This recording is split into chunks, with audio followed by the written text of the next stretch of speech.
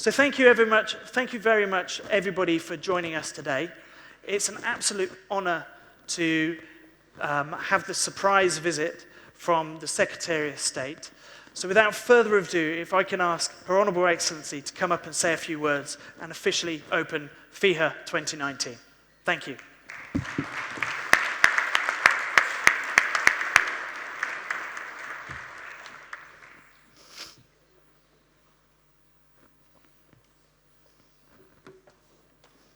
Thank you so much.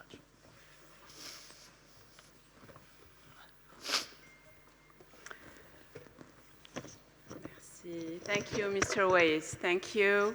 Very happy to host this forum in Morocco, at least to have been able to bring you to Morocco for the first time. So this is an achievement. And well, ladies and gentlemen, welcome. You've come from different horizons, different places, looking for investment opportunities, for partnerships, for different models of development of projects. So Morocco welcomes you. I'm sorry, but I will be speaking in French, so I'm sure a lot of people understand French here. So, mesdames et messieurs les opérateurs, mesdames et messieurs les présidents, je suis heureuse d'être parmi vous aujourd'hui et je vous souhaite la bienvenue à Marrakech, cette belle ville et première destination touristique de notre pays. Aujourd'hui, je voulais également remercier les organisateurs, Bench Events, et également les équipes, donc tous les partenaires, et en particulier les équipes de la SMIT qui ont beaucoup fait pour faire réussir cet événement, et tous les autres partenaires. Donc merci pour votre contribution à la réussite de cet événement. Mesdames et messieurs, le tourisme, le sujet qui nous passionne et qui nous rassemble aujourd'hui, est pour le Maroc une priorité absolue. Il joue un rôle capital dans le développement économique, territorial et social de notre pays. Ce secteur a été le premier secteur qui a connu une série de stratégies volontaristes sous l'impulsion de Sa Majesté le Roi, que Dieu l'assiste, depuis le début des années 2000. Aujourd'hui, il représente plus de 7% du PIB.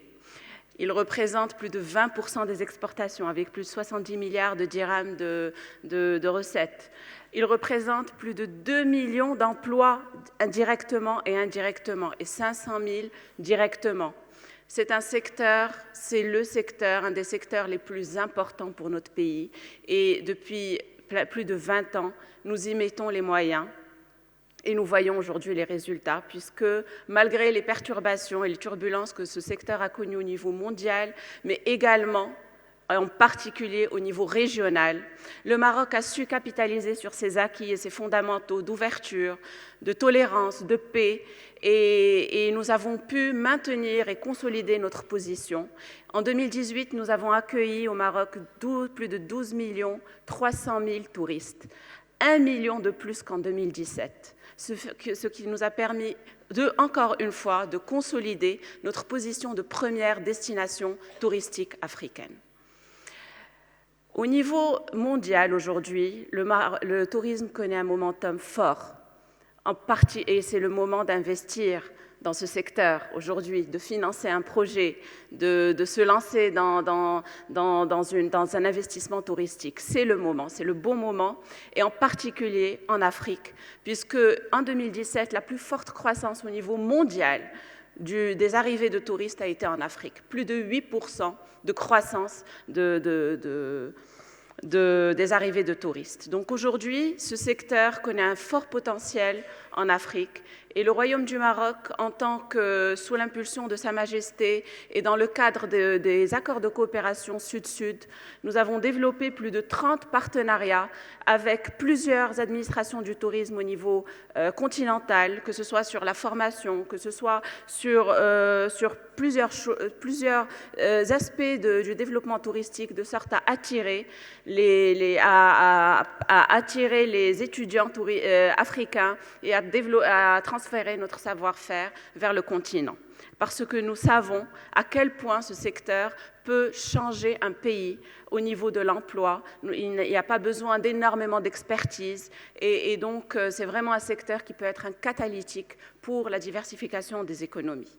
Les destinations touristiques africaines, bien que variées et diverses, aujourd'hui et reposant sur des patrimoines matériels et immatériels extrêmement riches, font face aux mêmes défis et évoluent dans un environnement extrêmement compétitif et font face aux enjeux et aux défis de la connectivité aérienne, de la promotion, de la digitalisation et au changement des modes de consommation des touristes, de la promotion, de la distribution, de la durabilité. Aujourd'hui, tous ces pays, nous faisons face aux mêmes enjeux.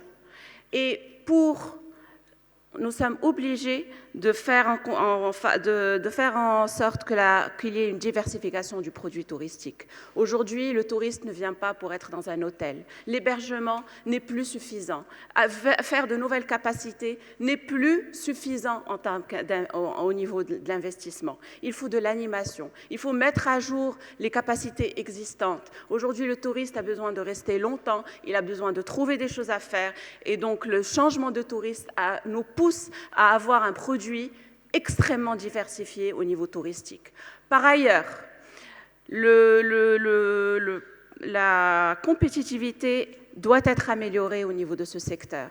La particularité du secteur touristique est qu'il évolue dans un écosystème, il est dépendant de tout un écosystème comme les aéroports, les taxis, les guides. Et donc aujourd'hui, ce secteur est dépendant d'un écosystème très important qui n'est pas sous son contrôle. Et donc, nous sommes obligés, en tant que pays, de faire en sorte de faciliter et d'avoir l'écosystème qu'il faut et la compétitivité de cet écosystème pour pouvoir attirer des investisseurs de qualité. Aujourd'hui, il ne s'agit pas d'attirer de l'investissement. L'objectif, ce n'est pas d'attirer de l'argent, c'est d'attirer des investisseurs de qualité. Lorsque nous disons des investisseurs de qualité, aujourd'hui, le nerf de la guerre est la donnée du client. Qui détient la donnée du client? Qui est ce client? Qu'est-ce qu'il cherche? Et qu'est-ce qu'il veut et où il est? Le nerf de la guerre, c'est ces opérateurs que nous voulons attirer. Les opérateurs qui sont intégrés au niveau de l'aérien, les opérateurs structurés et d'une certaine taille critique, ce sont ceux-là, les opérateurs que nous voulons aujourd'hui attirer. Et je pense qu'il est critique aujourd'hui pour nos gouvernements et de comprendre, en tout cas d'évoluer dans ce sens et d'attirer ce type d'investisseurs. Comme vous le savez, l'investisseur est absolument obsédé par une chose, c'est le couple risque-rentabilité. Et aujourd'hui, nous avons assisté à une redéfinition du partage du risque.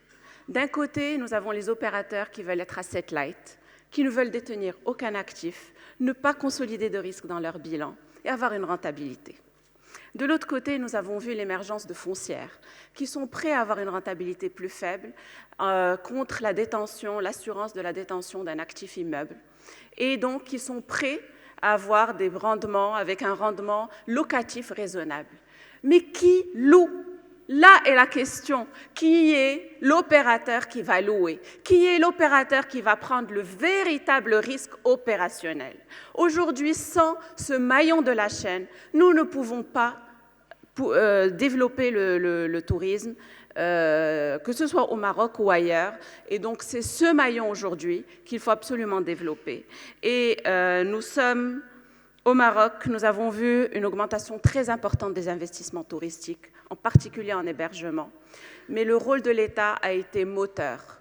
Aujourd'hui, nous considérons que le rôle de l'État n'est plus d'investir dans de l'hébergement. Le rôle de l'État doit être catalyseur pour développer des zones, pour encourager ces investisseurs-là, qui sont d'une taille critique, à émerger, à faire en sorte que les champions nationaux privés émergent et puissent jouer leur rôle l'État ne peut pas gérer un hôtel. C'est ces acteurs privés qui doivent prendre le risque et jouer leur rôle en termes de prise de risque opérationnel lié à un projet touristique. Ceci est un enjeu majeur pour nous. Mesdames et messieurs, la capacité des pouvoirs publics à innover, notamment par la mise en place d'offres et de dispositifs à même d'attirer de nouveaux investisseurs et d'accompagner ceux qui sont déjà existants sur l'ensemble de la chaîne de valeur et du cycle de vie de projet, est indispensable. Notre rôle, comme nous le voyons, et je pense qu'il y a le président de l'ANIT qui est ici, donc je le remercie. Nous avons beaucoup travaillé avec les opérateurs marocains, que ce soit la CNT, que ce soit l'ANIT. Nous avons beaucoup réfléchi, nous avons vu ce qui a été fait et nous avons travaillé pour essayer de voir quel est notre rôle, parce que le plus facile, c'est d'investir. Le plus dur, c'est de faire émerger des champions. Et donc aujourd'hui, notre rôle, comme on le voit, premièrement, c'est la capacité à mettre à disposition du foncier dans des conditions raisonnables. Nous l'avons fait et nous continuerons à le faire à destination de projets touristiques. Notre rôle également est d'accompagner des porteurs de projets innovants, en particulier du microtourisme. Des petits projets, ils ne sont pas obligés d'être énormes. Aujourd'hui, on a par exemple beaucoup des montgolfières, des choses comme ça, des petits projets, mais il faut les accompagner. Et ceci, nous travaillons également avec la BAD, nous allons travailler pour subventionner ce genre de projet, pour faire émerger la micro-animation et le microtourisme et encourager tous ces projets pour émerger. Par ailleurs, il y a également la facilité à l'accès au financement. Dans le cas du Maroc, nous parlons aux banques. Plusieurs banques refusent même de financer aujourd'hui le secteur. Et donc, nous sommes en train de mettre en place un nouveau type de garantie du risque bancaire, donc du risque de financement. Et donc, nous allons avoir des garanties bancaires étatiques pour les projets touristiques. Et ça sera mis en place dans les semaines, les mois à venir, en tout cas un nouveau mode de garantie qui permettra d'assurer les banques et de financer les projets, parce que nous ne pouvons pas faire des projets touristiques sans dette. Et donc notre rôle ira plutôt pour garantir le risque financier, pour faciliter le financement, plutôt que pour investir directement. Également, la création des conditions optimales pour l'émergence d'acteurs structurés. Je parlais des acteurs de qualité, mais également de fonds de private equity. Comment nous pouvons mettre en place des conditions optimales? Par exemple, une des possibilités, une des choses sur laquelle on travaille, ce sont des fonds de défaisance. Donc, si on peut dire des bad banks, ou en tout cas des fonds qui récupéreraient les portefeuilles des banques aujourd'hui, qui sont financés, mais qui ont des problèmes. Et les banques ne peuvent pas reprendre ces actifs. Et donc aujourd'hui, l'idée, c'est d'avoir des portefeuilles d'hôtels, d'investissements, de projets touristiques qui seraient à remettre à niveau et qui permettraient à de nouveaux types d'investisseurs structurés, financiers, et qui ont la structure et l'expertise et le savoir-faire, qui voudraient se développer dans du brownfield. Et donc aujourd'hui, ceci est une des possibilités sur laquelle nous travaillons. Et donc aujourd'hui, je pense que nous avons un rôle clé dans la mise en place de conditions optimales pour l'émergence de ces champions nationaux et de ces acteurs structurés. Aujourd'hui, pour qu'on s'assure que l'investissement touristique ait lieu, il faut que les investisseurs existants gagnent de l'argent. Il n'y a pas d'autres possibilités. Nous le savons. Il faut qu'ils aient des taux d'occupation acceptables. Nous le savons. Nous ne pouvons pas continuer à dire qu'on va attirer des investisseurs et faire des roadshows si jamais aujourd'hui les investisseurs existants ne sont pas satisfaits de leur rentabilité. Et donc, une des clés, c'est de normaliser l'informel. Aujourd'hui, nous travaillons énormément, et je pense qu'il y a eu des discussions, enfin aujourd'hui on a eu des discussions avec Airbnb, je pense que c'est connu, et nous travaillons avec d'autres plateformes, de sorte à pouvoir cadrer l'informel et le rentrer dans un cadre qui soit au niveau de la qualité, au niveau du paiement des taxes, que ce soit au même playing field, au même niveau, en tout cas qu'ils jouent un rôle qui soit d'égaliser un peu les chances par rapport à des acteurs structurés qui investissent et qui payent leurs impôts. Enfin, l'accompagnement du tissu d'entreprises et des acteurs touristiques en vue d'améliorer leur compétitivité est clé. Et donc aujourd'hui, nous sommes en train de mettre des programmes de financement, de digitalisation des entreprises touristiques. Et je pense aussi que le rôle de l'État est à ce niveau-là. J'espère que vous aurez de bons travaux au niveau de ce forum. Nous sommes très fiers de vous accueillir et je vous remercie. Merci beaucoup, Madame la Secrétaire d'État.